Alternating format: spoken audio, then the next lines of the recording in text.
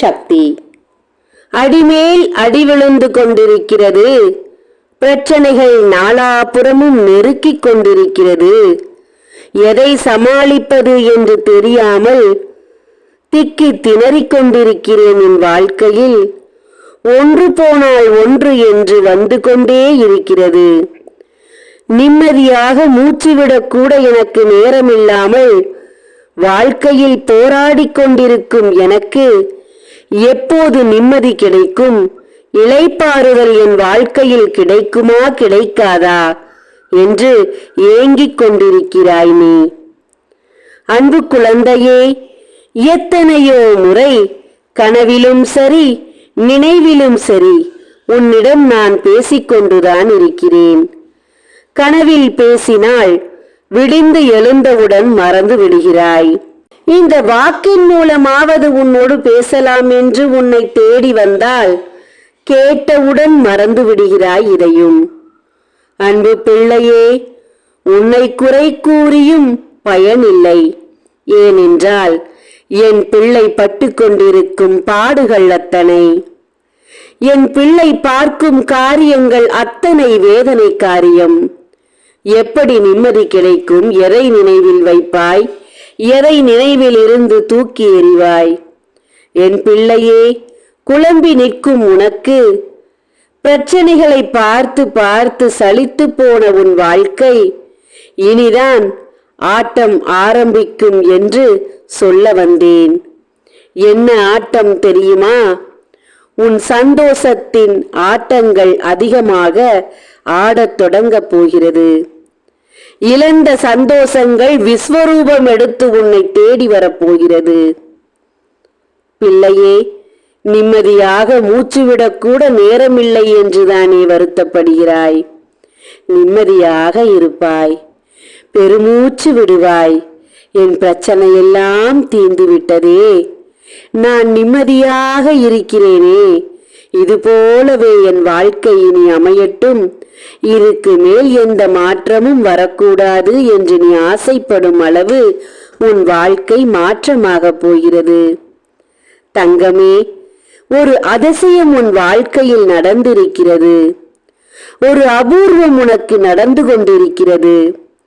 இதுநாள் வரை உன் எதிரியோடு கைகோர்த்து உனக்கு செய்யக்கூடாத காரியங்களை எல்லாம் செய்து உனக்கு வழி வேண்டும் என்பதற்காக எதையெதையோ செய்தார்கள். உனக்கு இரக்க குணமற்ற அவன் செய்யும் வேலைக்கு உனக்கு இரத்த பந்தமாக இருக்கும் ஒரு உறவு உடன் போய்க் கொண்டிருந்தது.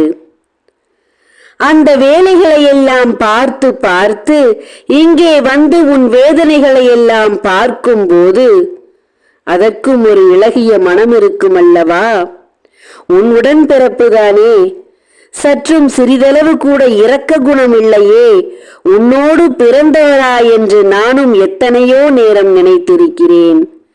ஆனால் அது இப்போது பலித்து விட்டது. தன்னை நினைத்து ஒரு புறம் திரும்பினாலும் உன்னை நினைத்து பல நேரம் இப்போது கண்ணீர் விட்டு கொண்டிருக்கிறது.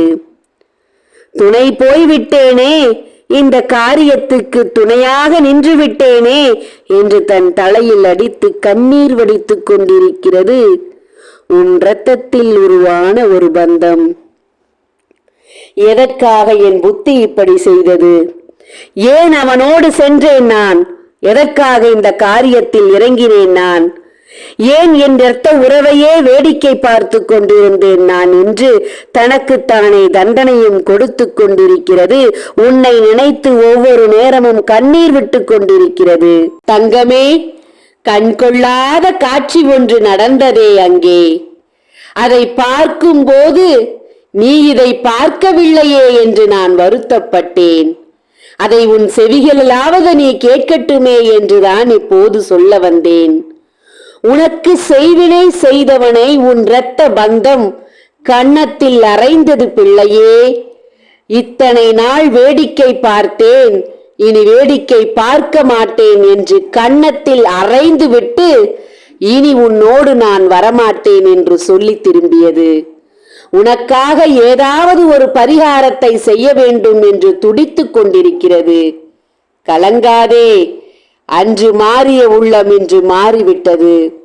உனக்கு எதிராக இருந்த உன் இரத்த உறவு உனக்கு நல்லது செய்ய வேண்டும் என்று துடித்துக் கொண்டிருக்கிறது.